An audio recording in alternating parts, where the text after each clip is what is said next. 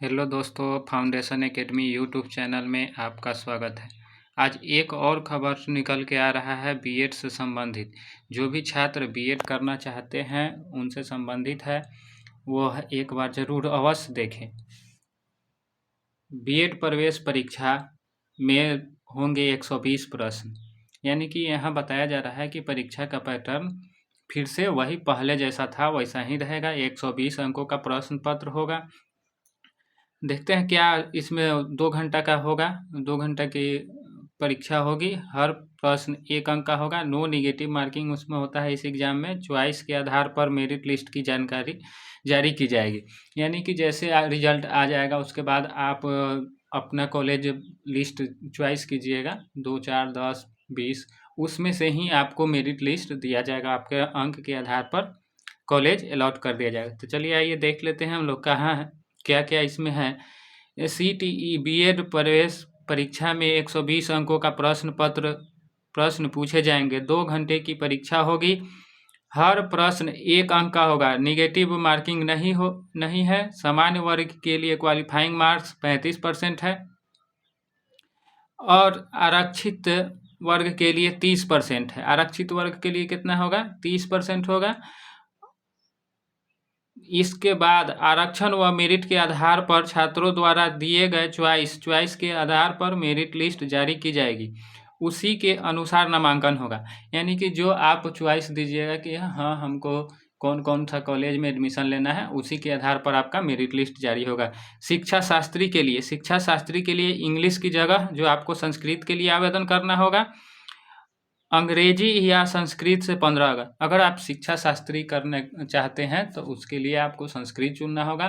जो कि इंग्लिश जो जनरल यानी कि जो बीएड अदर सब्जेक्ट से करना चाहेंगे उनके लिए इंग्लिश होगा और शिक्षा शास्त्री वाले के लिए संस्कृत होगा। 15 नंबर पूछेगा संस्कृत से, उसके बाद में 15 अंक हिंदी से, उसके बाद में स्कूलों में शिक्षण पर्यावरण से 25 यानी शिक्षा शास्त्र से 25 पूछेगा। लोकल एंड एनालिटिकल रीजनिंग यानी कि 25 नंबर आपको मेंटल एप्टीट्यूड की तरह रीजनिंग से पूछेगा,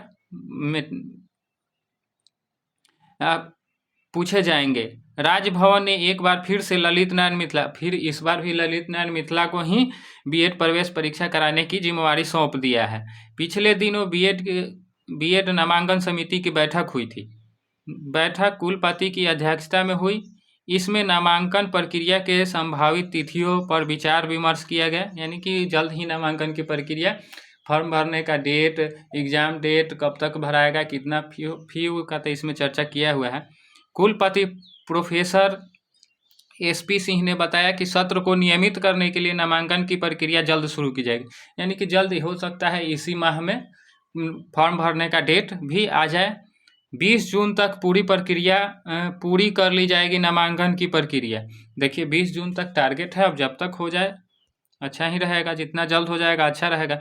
कुलपति ने बताया 20 जून तक नामांकन प्रक्रिया पूरी कर लेनी है।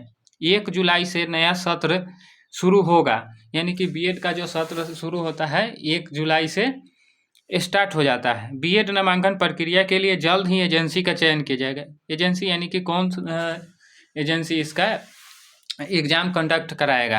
आवेदन शुल्क 1000 से 1200 रुपये रखा जाएगा, यानी कि 1000 रुपया हो या 1200 रुपया, यानी कि पिछले बार से इस बार थोड़ा ज़्यादा होने की संभावना है।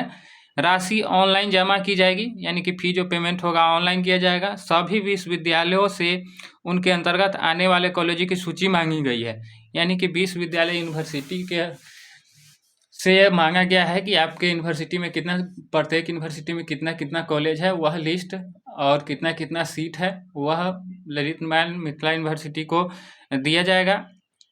उसके बाद कई विश्वविद्यालयों में बीएड कॉलेजों की संख्या बढ़ी है, यानी कि जैसे जहाँ भी बहुत सारे यूनिवर्सिटी हैं बिहार में जिनका कॉलेज नया एफिलिएशन मिला है, तो उन सभी कॉलेजों का भी सीट बढ़ा करके रिपोर्ट भेजा जाएगा। उसी के आधार पर एंट्रेंस एग्ज़ाम होगा।